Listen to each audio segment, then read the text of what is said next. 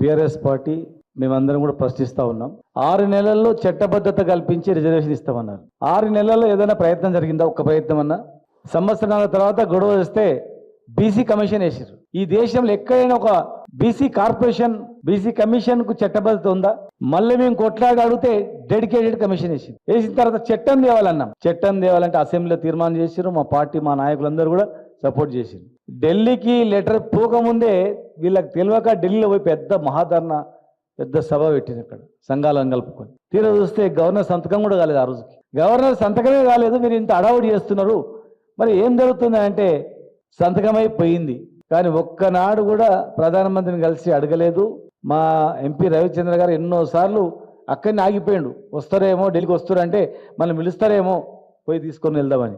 ఆ ప్రయత్నం కూడా జరగలేదు. బీసీలను పచ్చగా మోసం చేయడానికి స్వాతంత్రం వచ్చినప్పటి నుంచి ఇప్పటి వరకు అలవాటు అయిపోయింది ఈ దేశంలో కానీ రాష్ట్రంలో కానీ. ఓట్లప్పుడు ఒకటి, ఓట్లు అయిపోయిన తర్వాత ఒకటి.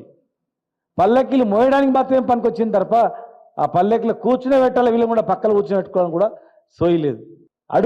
అడుక్క తినే పరిస్థితి తీసుకొచ్చారు. తమిళనాడు మాదిరిగా చట్టబద్ధత కల్పిస్తేనే మనకు రేపటి నాడు కోర్టుకి పోతే ఎట్లా అంటే ఇప్పుడు లీక్ వస్తుంది. ఇవాళ పేపర్లు వచ్చింది, ఎల్లుండి రేపు క్యాబినెట్ సమావేశం, ఈరోజు పేపర్ల ఒక జియో ఇష్యూ చేస్తారని. ఒక జియో మీద ఒక రిజర్వేషన్ అనేది ఈ దేశంలో ఎక్కడైనా జరుగుతుందా? ఒక సుప్రీంకోర్టు జడ్జిమెంట్ ఉన్న తర్వాత ఆ సుప్రీంకోర్టు జడ్జిమెంట్ ఉన్న తర్వాత ఒక జియో, ఈ రాష్ట్రం ఇచ్చిన జియో నడుస్తుందా? ఈ రాష్ట్రంలో లీగల్ సెల్ లేదా? లా ఆఫీసర్ లేడా? రిటైర్డ్ జడ్జిలు లేరా అడగడానికి? కామారెడ్డి డిక్లరేషన్లో 40 అంశాలు ఉన్నాయి.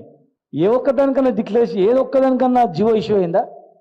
3 లక్షలు గొర్రెలకు డబ్బులు వేస్తామన్నారు, మునూరు కార్పొరేషన్ అన్నారు, ముద్రాలను ఏ గ్రూపులు అన్నారు, ఎంబీసీకి మంత్రిత్వ శాఖ అన్నాడు.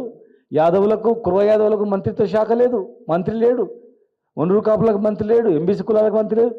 ఏదో నామమాత్రంగా ఇచ్చింది. ఈరోజు ఒక మంత్రి గారు నాకు ఈ శాఖ ఇచ్చింది, అదృష్టమో దురదృష్టమో అర్థమైతలేదు, పైసలు లేదు, మా పరిస్థితి ఘోరంగా ఉందని చెప్పి పశుసంవర్ధక శాఖ మంత్రి స్వయంగా మాట్లాడిన మాటలు కూడా ఇలా పేపర్లు వచ్చినాయి. అంటే పైసలు లేని శాఖ, ప్రాధాన్యత లేని పోస్టులు ఇచ్చి అవమానపరచడం తప్ప ఏమైనా ఉందా? నియోజకవర్గం ఎంపీ పార్లమెంట్కి 2 సీట్లు ఇవ్వాలంటే చార్మినారు, యాకత్పుర, నాంపల్లి ఇవి చూపిస్తారు టికెట్లు ఇవ్వడంలో. కార్పొరేషన్ చైర్మన్ లేవు. ఇవాళ నియామకం అయితే ఏ ఒక్క నియామకంలో కూడా ఈ వర్గాలకు లేదు.